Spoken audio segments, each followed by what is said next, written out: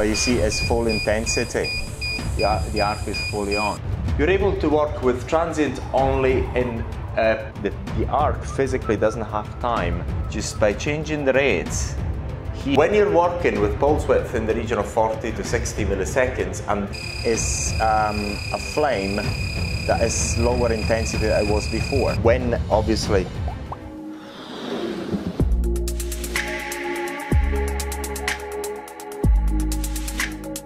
in this video we're going to talk about the pulse mode, the transient, and we're going to apply this to cold plasma. So we've made a video on this subject before, but we wanted to make this video for two reasons. One, it's going to help you understand the transient a bit better, and then we're going to apply it also to cold plasma. So this video is going to help you understand a bit better about transient and cold plasma at the same time, and the applications of the transition, the transient period when we're using the pulse mode, and we will find out once again what it can do for us. So let's go into it immediately right now.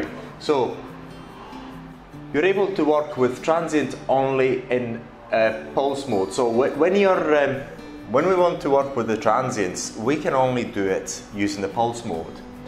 And you can only work with transients when the switching time is extremely fast, in the region of a few milliseconds. And the pulse width is going to be in the region of 40 to 60 milliseconds. And this is when you can take advantage of the transient period. Now let's go back and remember what the transient is. I've just made this picture once again a bit badly as usual because I'm not able to draw that well, but again the concept is what is the most important thing. So let's say here that we're switching on our arc. From the physics point of view, it's not as if the arc is on immediately.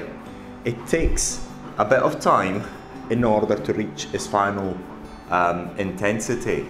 So, because this is actually the intensity of the arc. So it takes a bit of time. And it takes actually that, the time that it takes follows an exponential growth. And it's something that is very well known in physics. And the same thing applies when I'm actually trying to switch it back off again. So what happens is, it's not as if when I'm saying the device is telling the tip of its own device saying, look, I'm switching off the arc, and then the arc immediately is actually off. It actually decays in an exponential way as well. So, and that's quite relevant. It's got its own relevance because in the pulse mode, we're able to work within this transition period.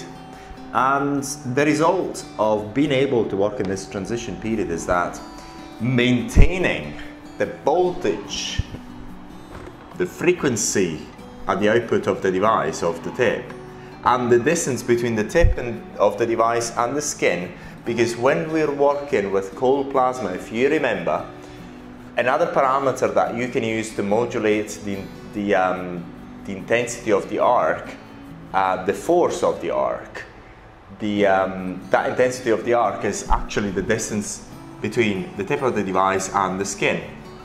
So it's another parameter that you've got with cold plasma.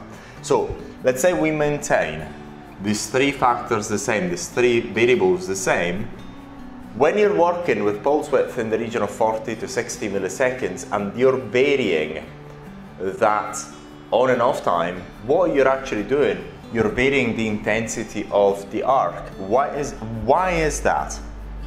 Now, let's take for example that here I turn on the arc. It takes a bit of time following an exponential growth in order to try and get to its final value, to its target value, which is up here. So, and then when I get roughly to that point, I tell the device switch off. So the result there is a waveform of the sort. So I'm just trying to take that there and this there. So this is the result. So we've got a curve of this sort. When it reaches that point, I'm telling the device switch off, and then it goes back down again up to this point. If I only switch it off, so I've got something of the sort, which actually does nearly nothing to our skin.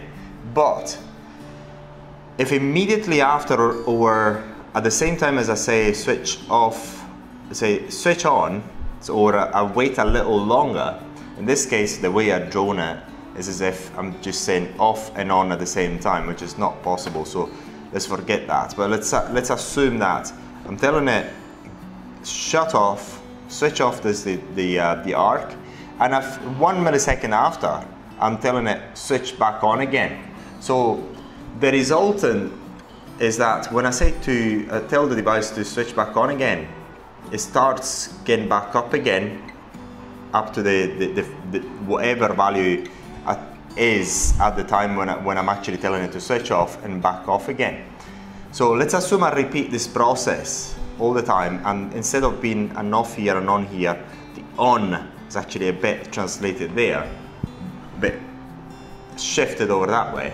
What I get is something of the sort, because what I get in the intensity of the arc is the summation between this wave and that wave. At this point, for example, we've got this plus this, which is something of the sort.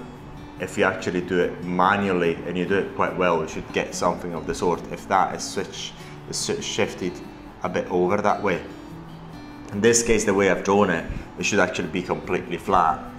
But if you switch it over that way, you get that. So basically, when you switch it over that way, what you're actually doing in practice when you're using the pulse mode is instead of being, say for example, is at this moment, the way I've actually drawn it here is 100% on. This is 100% on. But if I say 99% on and I've got 1% off, then I start to get this sort of thing. And then if I just make it 90, the resultant of the intensity of the arc is a bit this way. If I get 80%, for example, is this way. If I get 70% is this way, and so on. So basically, in practice, what happens is the lower the percentage of the time, so the lower the percentage of the time that the arc is on, the lower the intensity of the arc. And conversely, the higher the percentage of the time is the arc is on, the higher the intensity of the arc. But it's not as if you're actually gonna switch on and off the arc, because you're still working within the transition period. So you're unable to actually switch off completely. So it's not only an optical effect that you've got within this very, very short period of time when you're working in the pulse speed of 40 to 50 milliseconds to 60 milliseconds, is in actuality, that arc is not switching off completely. It tries to switch off, but it hasn't got the time to switch off completely. So what you're able to do in practice is, you've got another way to modulate the intensity of the arc by keeping, this time, the voltage, frequency and distance of the tip to the skin the same. Because if you remember from the cold plasma lesson, another parameter that you've got when you're using cold plasma in order to modulate the intensity of the arc is actually that distance between the tip of the device and the skin. So this is pretty much all for this video. Should you have any questions, please let us know. But right now, we're going to show you the practical example of using the transition period with cold plasma.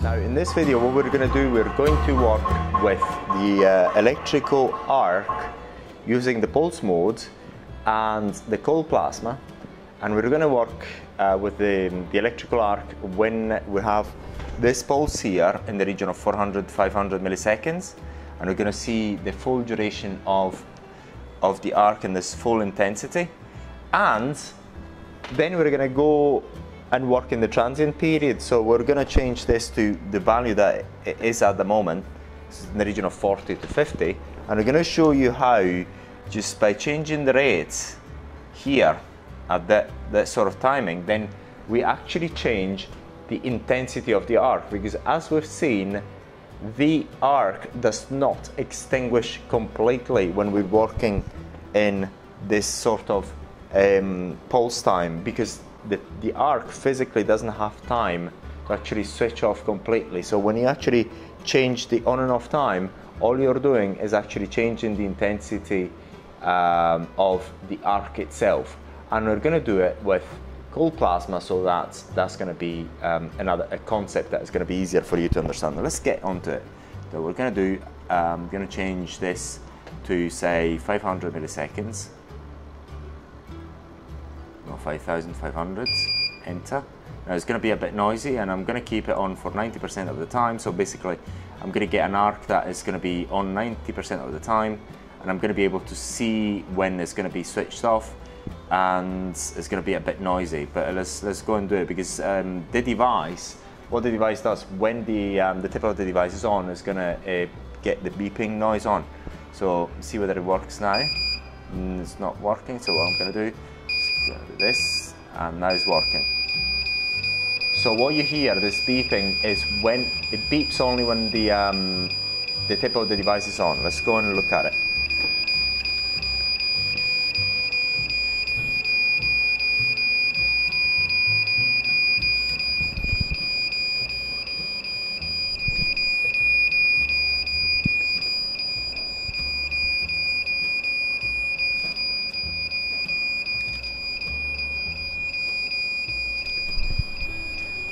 So what I'm going to do, I'm going to switch on the argon, and you have the argon there, and it seems as if I can actually see when it's actually switching off. Don't know whether the camera is capturing it, but it's actually switching off for a little time. Now what I'm going to do is I'm going to do it 42% of the time.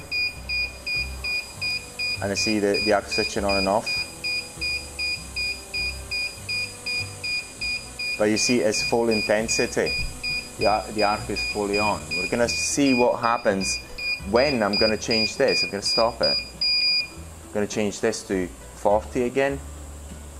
And the game is going to change completely. Enter.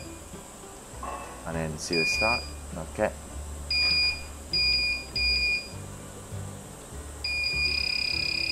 So now it's on 42% of the time. Let's have a look. I have to show you on my hand, because otherwise it's going to be difficult to see. So that is a flame that is lower intensity than it was before. Now what I'm going to do, I'm just going to go and reduce that. And you can hear this noise. It's the beeping. And it's a flame that is a lower intensity, but it's always on. Actually, it's not switching off. See whether if you can see, you should be able to see it. It's very little intensity. But what I'm going to do here, without changing the voltage, I'm going to go and increase the intensity, increase the timing, sorry, in percentage. So I increase the intensity, and I'm almost like I was before. It's almost the intensity that I had before. It's actually quite a strong arc, and I can smell it. So I have to do it on my hand, because the arc is easier to see. Then I'm going to increase it a bit. And you can see the full arc in there. I'm going to stop it. So what we've been able to see is that we've got another way yet to change the intensity of the arc by using the pulse mode. All you have to do is just change the rating, and when obviously this value here is in the region of 40 or 50 milliseconds, and then you've got another way to change the intensity of the arc. So if you have any questions, please get in touch with us.